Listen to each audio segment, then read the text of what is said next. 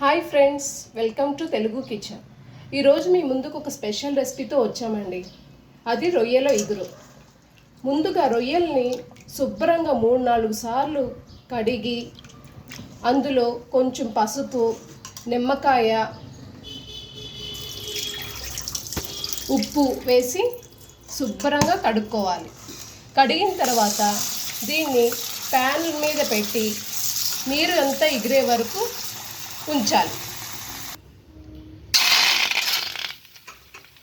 ఈ విధంగా ప్యాన్లో మనం ప్రాన్స్ని వేసుకొని నీరు ఎగిరిపోయే వరకు మగ్గించాలి. ఇదిగోండి ఫ్రెండ్స్, ఇలా నీరంతా ఎగిరిపోవాలి. ఇదిగోండి ఫ్రెండ్స్, 3 స్పూన్స్ ఆయిల్ వేసుకుని ఆయిల్ హీట్ ఎక్కిన తర్వాత దీనికి కావాల్సిన ఇంగ్రీడియంట్స్: అల్లం వెల్లుల్లి పేస్ట్, టమాటో ప్యూరీ, ఆనియన్స్, మిర్చి, కొత్తిమీర, కరివేపాకు. ఆయిల్ వేడెక్కింది ఫ్రెండ్స్.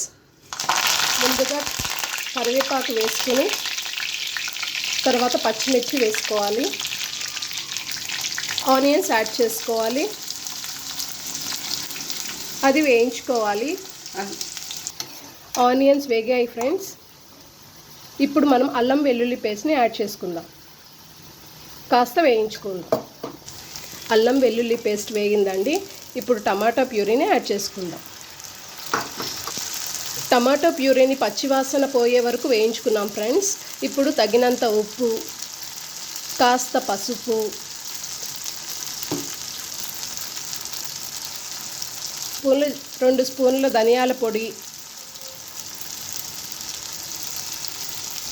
1/2 స్పూన్ జీరా పొడి, 2 స్పూన్ల కారం.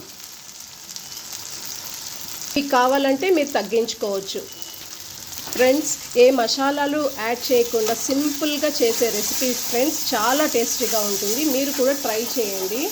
ఇప్పుడు రొయ్యల్ని యాడ్ చేసుకుందాం ఫ్రెండ్స్. చూసారు కదా, ఇలా యాడ్ చేసుకోవాలి.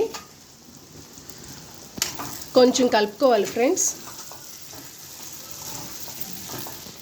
ఇప్పుడు 1 గ్లాస్ ఆఫ్ వాటర్ యాడ్ చేసుకుని 5 నిమిషాలు ఉడికించుకోవాలి ఫ్రెండ్స్. ఇలా కలుపుకొని మూత పెట్టేసుకోండి friends.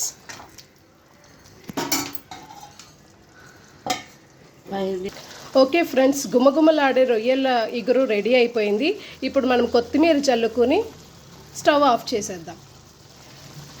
Please like, share and subscribe to my channel. Thank you friends.